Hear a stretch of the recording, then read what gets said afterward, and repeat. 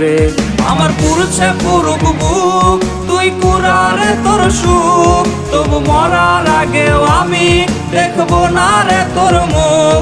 আমার মৃত আত্মাটা তোরে ডাকবে একদিন খুব, আমি দেখবো সেদিন তুই ওরে কেমনে রবি চুপ।